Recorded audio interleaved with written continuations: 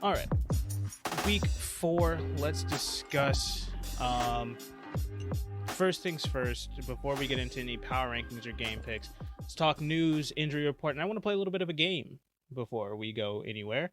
Let's start with the injury report. First things first, and I forgot to mention this when we were talking about the game itself.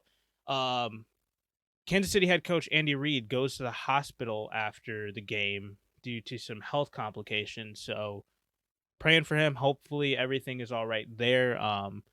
Hopefully we get more news. Have you seen any more news on Andy Reid? No, I don't think I heard he was released, and Yeah. they haven't been saying much. They I haven't think said anything. Just kept saying it was precautionary. I think it was one of those. He was just the way I interpreted it. He just said he wasn't feeling. He was having some complications. They said he was a little bit dehydrated. He probably just some nausea. Not dizzy, lightheaded. I mean, the man just coached a freaking NFL football game. Who knows how this guy is feeling at the end of the game? And so they basically just, let's take, for precautionary reasons, let's get him to the hospital. Let's not take any precautions. I could just see somebody just overzealously just trying to get him, let's get him checked out and let's move on and tell him to calm down. I guess so. I don't think it was really a story here. It was just scary to hear that, because it happened fast. Like I felt like it was something more serious based off the fact that it happened no less than 5 minutes of them walking off the field that he was gone, and he was on his way to the hospital. So just hopefully everything's all right there. Andy Reid, he's one of the best coaches in the NFL. Hopefully he's able to come back this week and be just fine. I know even that night they were saying that he was already doing better, but that's always a scary thing to hear, especially when all the stress that comes with being a head coach. There's a lot of health complications that can come with it, but that one was very unexpected. It was, but nothing was ever really given an indication that there was something really to really focus on. Yeah, pay attention to it, but I never got worried in an aspect of the information, so it was fine. I don't think there's nothing to take from that. Hopefully this does not turn into something else. But leave it at that. He's T's and P's out to Andy Reid there. Carolina though, running back Christian McCaffrey, another injury, and this is looking like it might be a constant thing.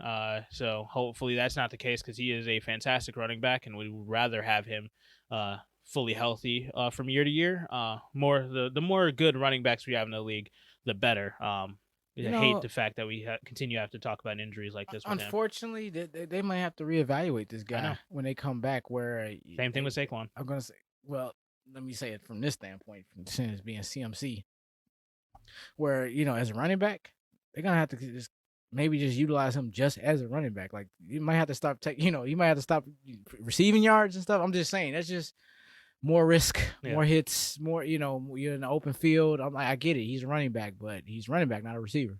And I'm not saying that, he couldn't do it. But the point is, if you're trying to keep this guy around for 16, 17 games, you might have to dial it down a bit. And this is where, you got your 3 receivers, utilize your other weapons a little bit more. Or, this is where, okay, maybe now we can put a down Arnold package in. You're going to have to do something to protect this guy, because if it's a shoulder, it's a knee. If it's not a knee, it's an ankle. It's something. I mean, I still don't even have a clear distinction. I know it's a leg injury. Was it a hamstring? This is his hamstring now. Is it hamstring? So his hamstring tightened, to the point of he can't play, so he must have. Man, I ain't going to say they were up on them. Like, at the time, it was a 1-point game, but they were up, and I felt like it was like, to me, it felt like something where it was like, it's a Thursday night game. Let's not push it. If we lose, we lose. It's Thursday night. It's fine. Like, let's protect him. Let's make sure he can come back and be fine. So it seems like I think the general, the initial timeline is about 3 weeks is what they're saying. But it's really day to day, week to week right now. I think they're doing everything possible not to put him on IR, just in case he's ready to come back. I would rather have him just rested. Because they're playing fantastic football regardless. No, I understand, but you notice that I'm just saying they didn't put him on the IR, which I'm saying is like, if he's ready to come back, I think hey, They don't want to have to. I get what you're right. saying. It's like if he's ready, they're gonna go with him. So Yeah. it's just, I think they're doing everything possible not to put him on there. But it could it can change in the next. I mean, day or so. and then you got a good guy like Chuba Hubbard behind him. I mean, you're not hurting for running back talent. No, he over looked there. okay. He looked okay. really good to me. You know, I mean, granted, I know They were we're gonna game get planning a for full CMC. game, Yeah. but it's taking him. You sprinkle a Royce Freeman in there, and you got Darnold throwing the way he's been throwing and stuff. I think they can get by. Yeah, you know? I think it would be just fine. It's not going to be Right. too big of a deal. But other injuries that happened: Chicago's a linebacker Khalil Mack has a foot injury. Tampa Bay tight end Rob Gronkowski had a rib injury. Sounds like Rob Gronkowski is going to be just fine, and he's coming back this week. So nothing to really see there. Just a big hit. Right. Indianapolis, more injuries. Quentin Nelson with an ankle sprain. Kwity Paye with a hamstring injury. New England running back James White with a hip injury, and he might be done for the season from what we saw there. That's what they said. Yeah. But then it was some. I don't know. That one's a little choppy. I'm not saying that he is. That was the initial thought. I think it was safe to say. I think we believe he's pretty much done for the year. Yeah, that was he nasty. comes back. What type of player is coming back? Yeah, because for a running back and a hip injury, that's I'd say just rest. I feel so bad for him because his counterpart, Giovanni Bernard, suffered his injury, but which is we determined was determined not as going to be as severe as they think it is. Yeah. But my point was to say, I said all that to say, damn, James White, I'm sure you had a conversation with Tom Brady and you were the first choice before they called you Giovanni Bernard. You're I think Bernard was right. I think you could have been in Tampa right now. This didn't have to happen. It's like, I think he should just pack it up. That's actually a good thought. I actually did not think about that. I did. As soon as it happened, I'm like, you are 100% right about that. I bet because I'm not a quote unquote, I'm not a Patriots fan. Yeah. I respect their organization. I respect the system with Tom Brady and Belichick was able to do. I have respect. That's a winning model. And when you get the James Whites and the Giovanni Bernards and the Edelmans and just go on and on. Just Wes Welker and the Danny Amendolos, Chris Hogan's. Come on, who is? These people would never, they'd be so far on the depth charts everywhere else, but yet they in New England and they're just prime stock. So James White's done. I'm sorry. That was nasty. It's sad seeming like he was the last holdover from really the Tom Brady era, which is kind of like, I'm only saying it to say it's like you had no business there anyway. You're like, what? You had an out and you didn't take it. Now you're out of there. So. Prayers and everything go out to the James White and the White family.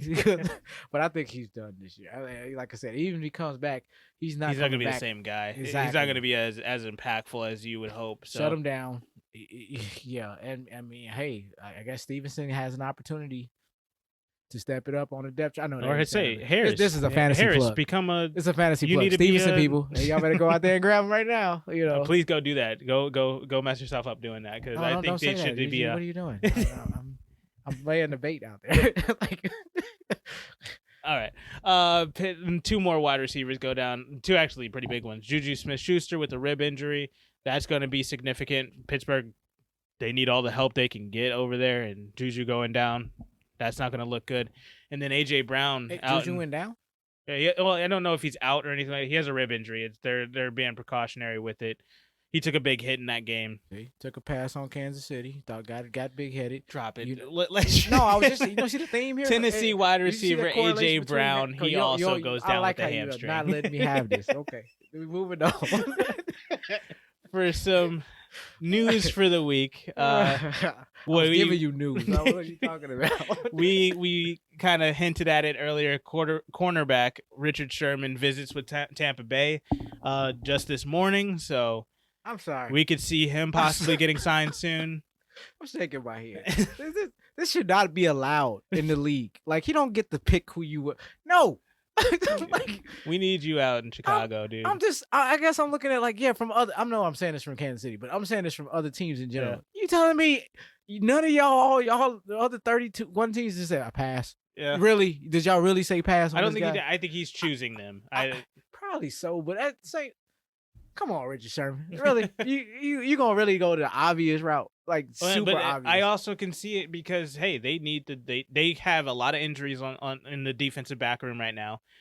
They need the help there. And I mean, obviously, there's a lot of teams that need help at DB, but he wants to win a championship. He knows he knows the pedigree of Tom Brady. If he wants to go to be that missing piece, because even in Kansas City, he's not the missing piece. He's just a piece that's needed. Yeah, But moving on, I get it. I think it's going to be huge for Tampa Bay if this does work out for them. Why the hell does this keep happening for Tom Brady? Like, does this dude even know what a hard? It's the same. Do you even know what a hard time is? That's how I'm saying. It's the same issue that's happening in the NBA right now with LeBron James and the LA Lakers. They got Monte Ellis literally like last week. The hell was that? Where is this money coming from? Like, it doesn't make any sense. So that's a whole nother plug. We'll talk about that probably later. We're talking about again, we're gonna do the wizardry of the salary cap in Tampa Bay. When ones become zeros and it's insane. It's like what? But also another wide receiver. I mean, hey, Solace, Kansas City. They just signed Josh Gordon. He's reinstated into the NFL. Which is interesting because taking the Richard Sherman thing, because I'm like, what are we talking about? There are issues on defense. Yeah. We don't need it. And as much as I praised them up earlier, but my point being is that's not your number one need and that's exactly what I told you earlier. I was like, why the hell is he going there? You don't need him. You got Pringle just sitting there. Use him. Yeah, you got opportunities. I get that. But see, they're going into a model I'm not liking. This is not a Kansas City plug. It's just what I'm starting to feel in this first 3 to 4 weeks. They're allowing their offense to carry their defense. And it's just like, that's not a win. That's just not a model for winning a title. Yeah. You can win games, but at the end of the day, they're not going to, saying I ain't going to say a team's going to sneak them. They're just going to flat out lose in the playoffs, because they're going to have to address something defensively, whether they're bringing some injured players back. Maybe somebody needs to be demoted from first team to second team, whatever the case. They got to do something else. Just rolling this team out week in and week out, it's not going to get it, because what's coming down, the only difference is the difference maker that's evening out the defense has been the offense. Yeah. Now, back to what we were talking about. I mean, this is huge for Josh Gordon. I think it's a good spot for him within this offense. He's going to be able to get the play that he needs. I think, especially because what I don't like about what this means that they really don't have faith in Pringle. In him stepping up and being that next guy, which I don't to that. And like, he only had 2 targets, I think, maybe 3. Yeah, it was not enough. I think Miko got 4 and he had 2. It's just something to that nature. Correct me if I'm wrong. He had 2 and Miko Hardman had 3. 3. I'm sorry, I was off 1. No, sorry, those are receptions. Pringle actually got 6 targets. 6 targets, and Miko Hardman had 4. Okay, so 10 targets. How many receptions between the two? One, like 4 or 5? 5. It's just so little. Yeah. But my point was, it was so little activity and they're playing 50-60% of the snaps, and like their starters. Not Pringle isn't, but Miko Hardman is, and Hardman did get a touch. He did get a touchdown, but 33 yards, 3 carries, 3 catches for 33 yards. It's just the touchdown is the only saving grace to even reason why we even make a mention of him. And Pringle has taken a backdoor even to him, because even when they're not utilizing Hardman, you would think Pringle would be the next guy. I know there's still Robinson, but Robinson is just not being used. They're only using him as just as a burner. Yeah. And just straight just go out and run a flat pattern and just go. But they're doing that in tandem with Tyreek Hill doing that, and then they're not going to. And that's which is why now I'm finna give you your flowers, which is why Pringle should be eating right now. I do not understand why they're not. Literally should be down there number 2, number 3 in it should be right now. Travis Kelce, Byron Pringle, because everybody's trying to take away Tyreek Hill. Exactly. And that's fine. You've got these 2 guys here that could definitely eat here, and that's going to open up that shallow stuff for Miko Hardman and DeMarcus Robinson. So all of these guys should be looking a lot better stat-wise. It's just I don't like this scheme that they're running with the guys that they have now. Now you're adding Josh Gordon to the mix. I don't know how this is going to work. I really don't. But hey, you just got more options now. I like the idea in the aspect of, because let's take the game that just played.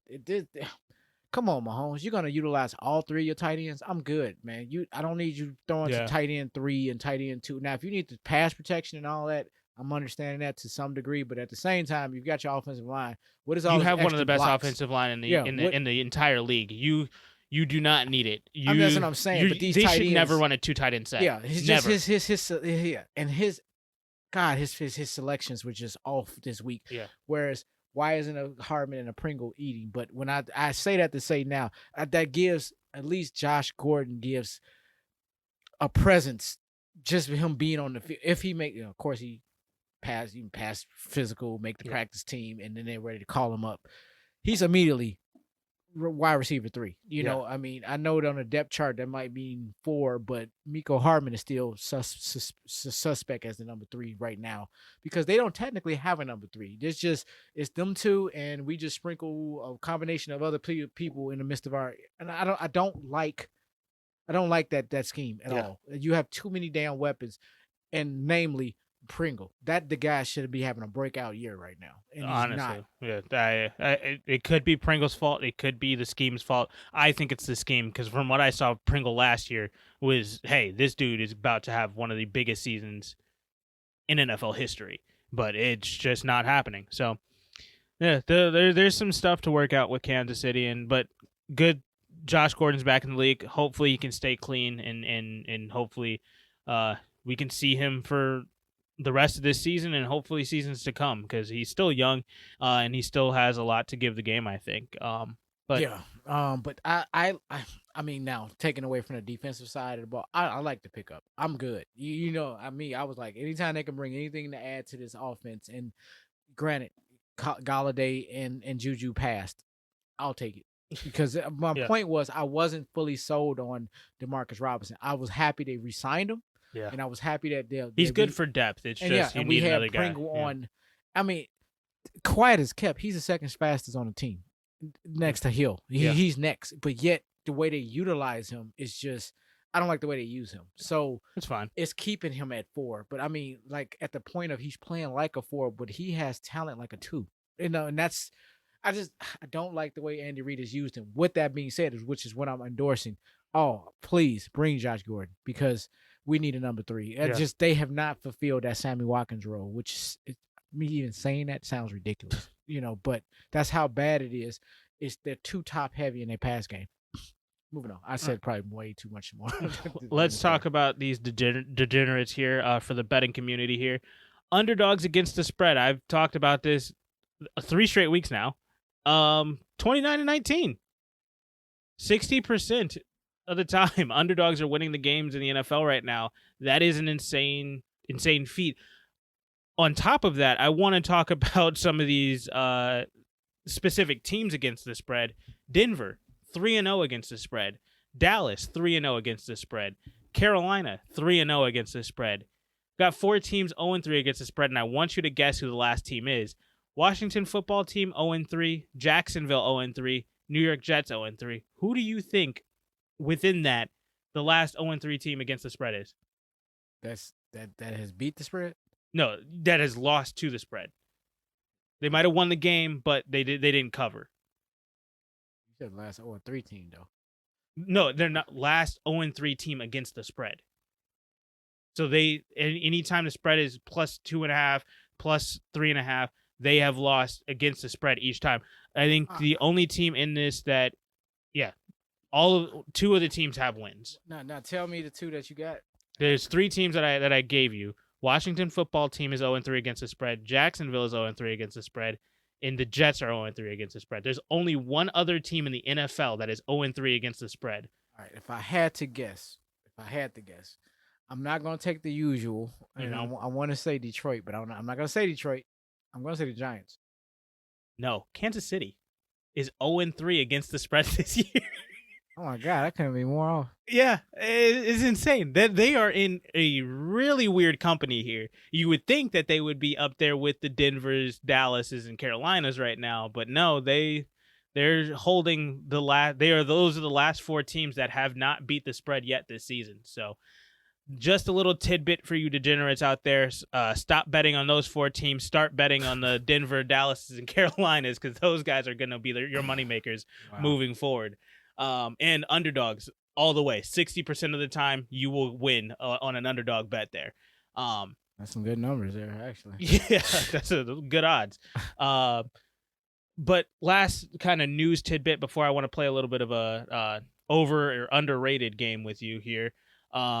Big week for kickers. Not all of it is positive. Most of it is, though. Let's get with the. Let's get 2 other story bites. Yeah. Go ahead. let's get. I'll let you go give those in a second here. Let's get the negative one out of the way. Matt Prater missed a record-setting kick, 68-yard field goal that got returned by Jamal Agnew, 109 yards for a touchdown. We all saw the play. We all heard the call by Gus there, and it was a fantastic call. Great for Jacksonville. Still lost the game, but Matt Prater attempted a 68-yard field goal, which would have been the longest in NFL history. Almost hit it, honestly. Yeah. What was the mindset behind that again? Like, what was the thought process? Why they even went for it? It was the end of the half. You got Matt Prater, who actually before this held the NFL record, and he wanted to just reset it. And I was perfectly fine with the call. It was just a matter of, okay, you got to make sure that you cover as well, though, and they didn't. And so that's where the issue came. Murphy's Law happened. Yeah. So got it. Okay. So, I wanted to make sure, because I was like, at the same time, why are they even kicking anyway? Yeah, you know? that was that. But we actually had a game-winning NFL record set by the greatest kicker of all time right now. Of all time? Justin Tucker. 66-yard field. He's so, the most accurate. So hold on. Most accurate field accuracy or length is my question. He's been doing it for 10 years. So he's. I will say he's greater than Vinatieri. His bust is right there with Vinatieri. Okay, he's a Hall of Famer. I'm saying, can't say that. I'm only saying it to say this. Yeah, he broke the record, but apart from that record, to say that he didn't kick that. Now, you throw him and you throw the name like a Guzkowski up until a couple years ago. I'm like, I still think he should be a Hall of Famer, but Goose trash. Where is he now? He's sitting on somebody's couch. All of a sudden, he can't kick. All of a sudden, he just can't kick. Yeah. You know, Greg Zuerlein. No. Looked like he was that guy.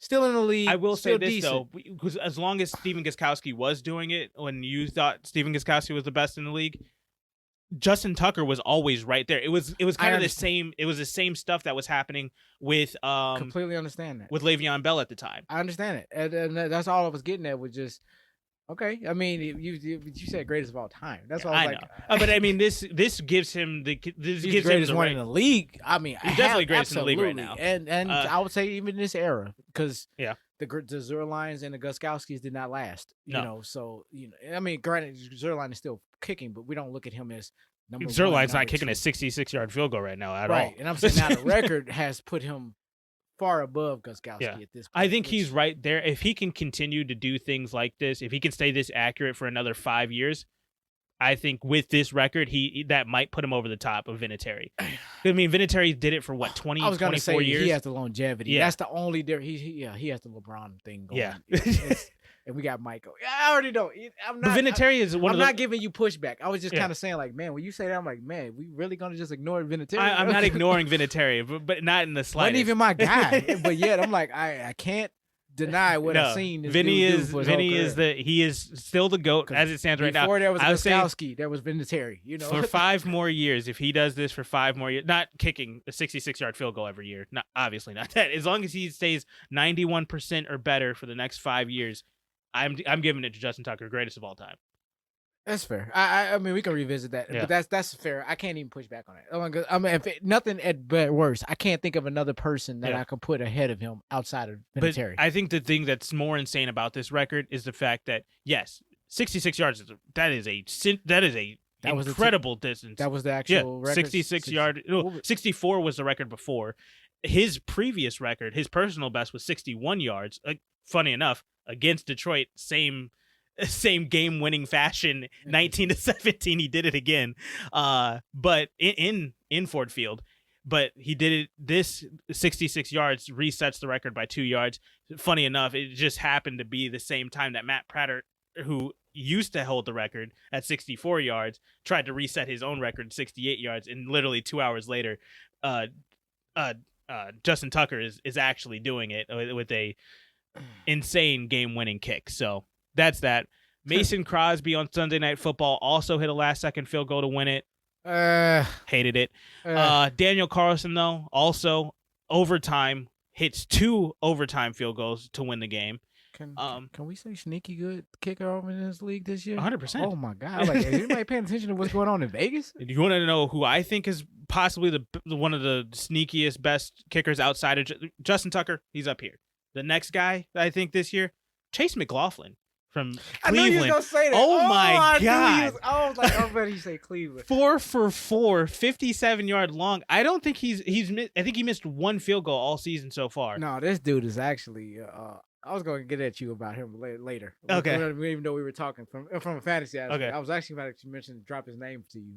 But I was like, he's on my watch list. I was like, I don't need anybody right now, but my God. Yeah, Chase McLaughlin, right, he is a sneaky good kicker right now. And just honorable mention to Matt Gay. I'm just throwing it out there. Dude, very, very solid. But I know we talking about kickers, but go ahead. Yeah. I just want to throw that. Because when you mentioned him, those are the two that's like, oh my gosh, sneaky good pickup kickers that ain't nobody really talking about. Chase McLaughlin, that guy he is a real deal. I was like, I was shocked. I was thinking about my, when are you going to say Cleveland? And you went there. I was like, you said sneaky. I'm like, man, I could not agree 1,000%. That dude is like, he is automatic greatest right thing now. Nobody's talking about right now. You know, real. I've been saying, again, Cleveland, one of the most complete teams in the NFL right now, even down to the kicker. And then Young Hoku hits a game-winning 40-yard field goal to crush the hearts of all Giants fans again. Doing cool stuff. Yeah, so just a big week for kickers. 1 negative kicker. What was my plug about?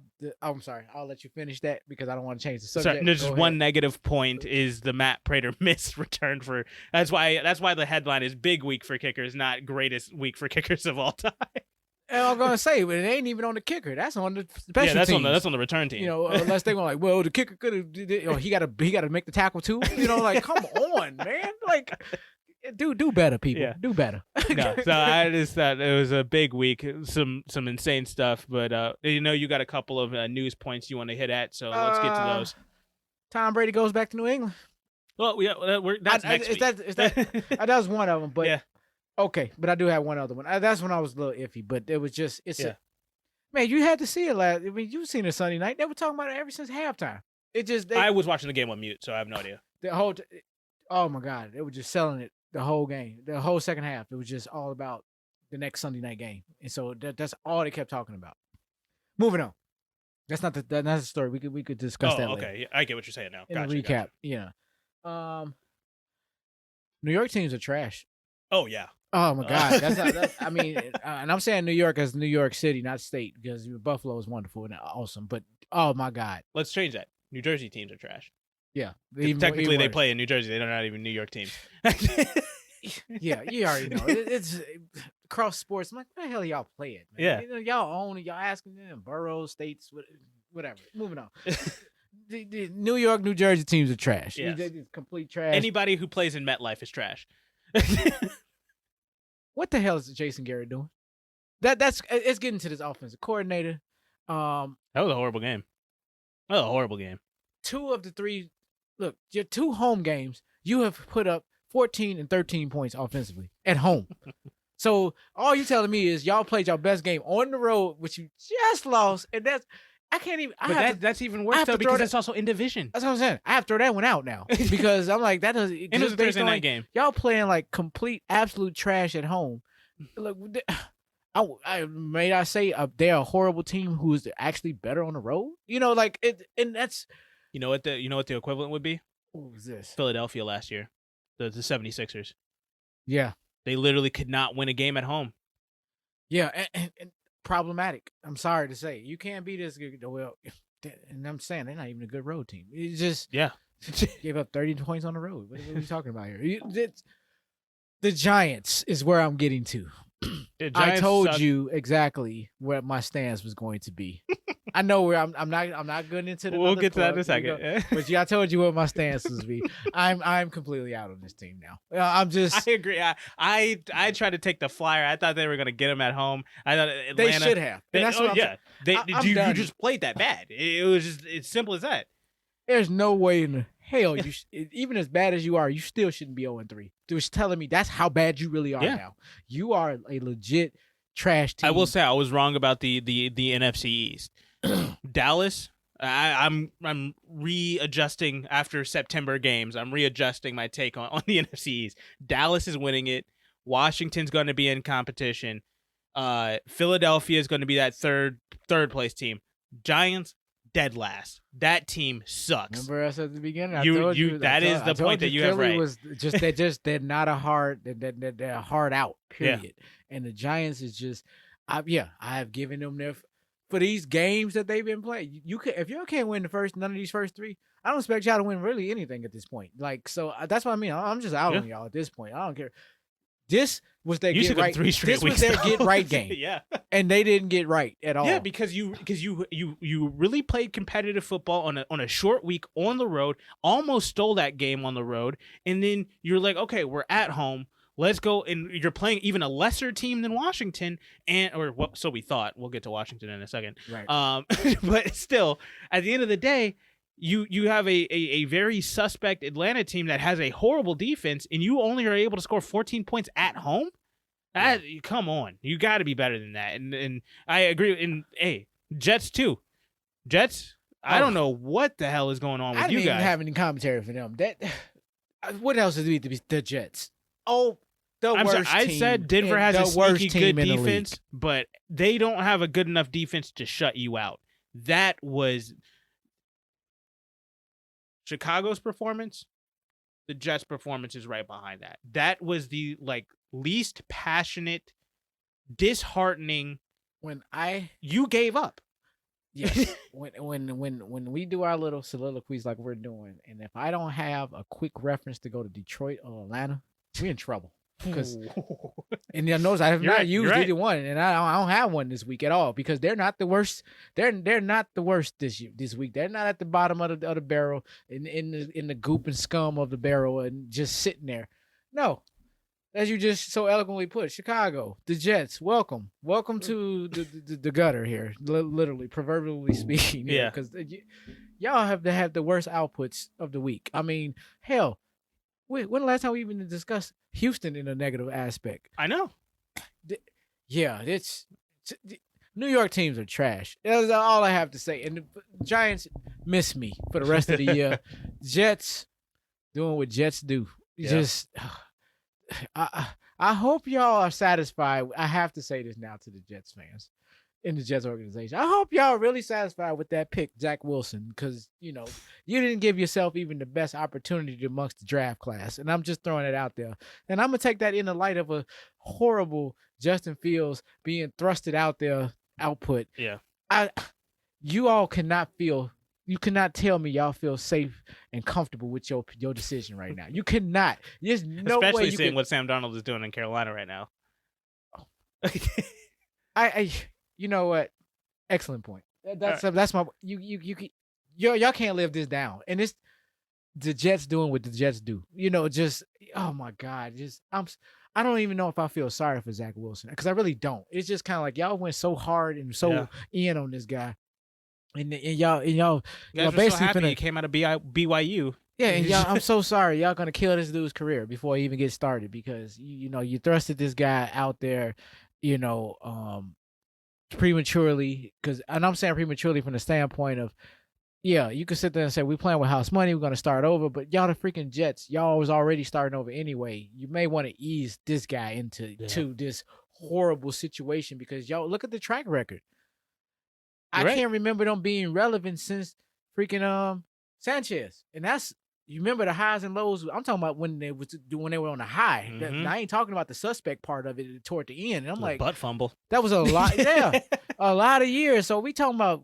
Let's go back to his mid career of Sanchez is when they were decent. 2010. 2010, 2000. Yeah. Yeah, We talking almost a decade ago. Like over a decade ago. The way that's what I'm saying. I barely can remember it. There's so much football has been played since that has been a thing, and now they are complete trash. I mean, just the Jets. They're dead last in the league right now. It's just they're two poorly ran franchises that just seemingly just happen to be on the same island together, which is kind of interesting. So it's just, it was a topic of interest to me because I was just like, it was so glaring at the bottom of just the ranking. Like, these two teams are horrible, and for the Giants, miss me. No emails, no phone calls, no texts. I'm ghosting you for the rest of the year. I'm down. Every pick going forward will be whoever the opposing team. Give me that team. I will put that in so I don't even have to waste my typing later on. I told you last. I told you. I had to hear it from your voice on this podcast that we were going to do it. I cross elements of shows even to say it. I'm like, so hold me accountable on this side because we get back to it. I'm not going to double down and be like, well, I kind of like them. Nah, I'm going to take a flyer. They're going against Houston. Give me Houston. And I mean, you can give New York the points too. I'll still take Houston. They're horrible. They can't score anything at home, especially if they're at home. I'm sorry, Jason Garrett. I don't know what's going on with you. I don't know if it's the franchise, but whatever the case, it don't work. It's a bad indictment on Joe Judge, I think. But let's play a little game of over or underrated here. Okay. Let's start with. We're going to talk about the teams. There's a couple of players that I have in here. Not too many. It's going to be a short little game here. But we have 5 undefeated teams left in the NFL. Okay. One of them I think is a complete fraud. And I think I hinted at it earlier, but I won't show my cards just yet. Let's start with Vegas. Okay. The Raiders. They're 3-0. The team itself, over or underrated? Or properly rated, wherever you want to put it. We can make up the rules as we go. I would say properly rated, but for the sake of this, in their case, I think they're underrated. Okay. And Derek Carr himself, he's 64.7 completion percentage right now, 1,200 yards, most in the NFL right now, 1,203 to be exact, 6 touchdowns and 2 interceptions through 3 games. MVP candidate. I think he's the real deal for the first 3 weeks. His name should be his name should be thrown in the hat just as amongst a few others. So, for September, the Raiders, John Gruden. I mean, I don't know if he lit a fire on his ass or something. Finally, well, man, Carr is looking like that. He got that like kind of like that Tannehill thing we were talking about, which that's another thing, but. He's not playing up to this part, but I think Carr stepped into that unconventional man, like this man. And I'm saying this to say from Gruden. Gruden did this with Rich Gannon back in the day, and that Rich Gannon was kind of that same guy. Like he went from just some novice quarterback, started in Minnesota to, I mean, the dude was an MVP candidate in Oakland. So I'm like that comes a long way. That's even after his Kansas City days when he finally kind of came into his own. So. I'm big on. I'm completely sold on Derek Carr and what the Raiders are doing right now. So I think they are underrated, not overrated. Let's talk Denver. They are also 3-0. Let's start with Teddy Bridgewater. He's 76.8% completion percentage.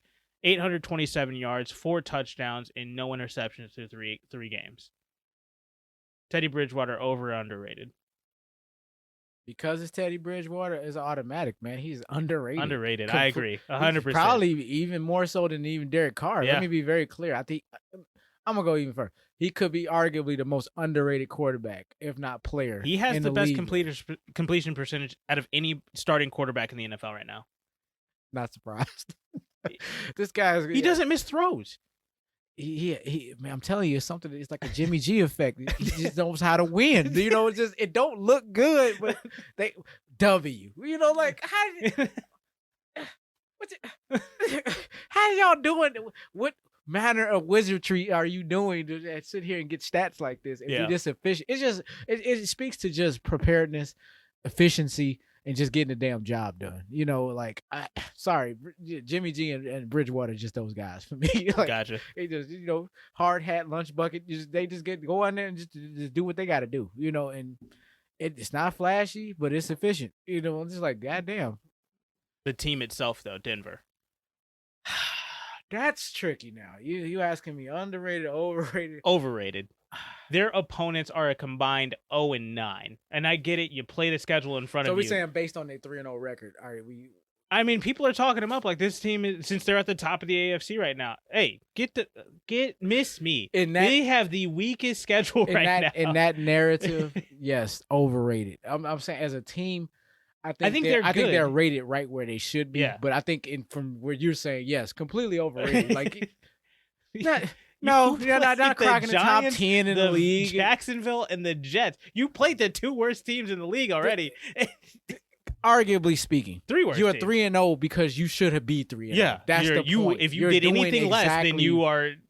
Yeah, exactly. That's what I was getting at. You did exactly what you were supposed to do. Anything less, we're slandering this team. You know, because that's my point. You only had one. It was only one scenario that was going to work. You got to win. You know, period. So, I think, like I said, I think they have been slated to be exactly who they are.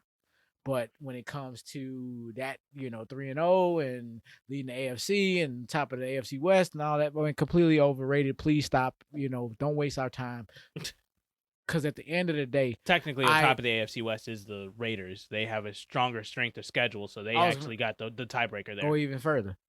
When this is all said and done at the end of the year, Denver will be in last place in their division. So. Agreed. Let's talk about Carolina. Over or underrated? Sam Darnold is 68.2% completion percentage, 888 yards, only 3 touchdowns, but also only 1 interception on the season. Completely, underrated because they're completely overachieving based on where they were slated. I'm saying they're underrated in that it depends on how we contextually looking at this. Now, as a powerhouse. Top 3-0 team. They 3-0. They were right there with everybody. Second place in the conference. First place in the division. Overrated in that aspect. I'm not putting them in the top 7 right now. Okay. I understand where they're at. I think they're in the top 7. I'm saying as when you say by the end of the year, I don't think they're necessarily going to a playoff team. That's at this point because this is my initial saying that it was going to take some time to get their feet under them, especially with the new quarterback and Sam Darnold and whatnot. To me, Matt Rule and this offense and honestly, sneakily, this defense has shown me that they're ready, and I think that they could definitely make the playoffs this year. So in that context, I'm saying that they're properly rated. Because they're not gonna be in second place at the end of the year. That simply is not gonna happen. What you were saying is right, but I can't ignore strength of schedule. They didn't play anybody yet, and they won games they were supposed to win. And I mean, we're saying New Orleans is a nobody. I'm saying New Orleans is a suspect as any other team. We don't know what New Orleans is. We could sit there and say I think there's a pro and con to say for New Orleans. Take the other two. Come on, man. Jets and Texans miss me. I'm not taking anything away. I'm saying I'm giving the only reason why I'm kind of giving Texans is a little bit. Yeah, and I get that. But so Saints, I think is a quality win. Agree with you on the Jets. That's BS. Whatever. Miss me. Let's move on. When it comes down to the Texans, though, short week on the road, lost CMC in the game, and they came out and they continued to just. And that was honestly a fantastic game out of Sam Darnold to lead that team and be as confident on the road without your star guy sitting in the backfield with you. True. But that's all fair. That doesn't move the needle necessarily right now. Fair. But it doesn't move the needle until, you know what? Let me see what they do at the Cowboys next week. Then I'll factor all of that into it. Because right now, I'm saying only in that context where they overrated. Are they're that team now? Like, okay, we thought it was going to be like, let's say San Francisco. No, it's Carolina. No, that's overrated. No, hell no. I don't.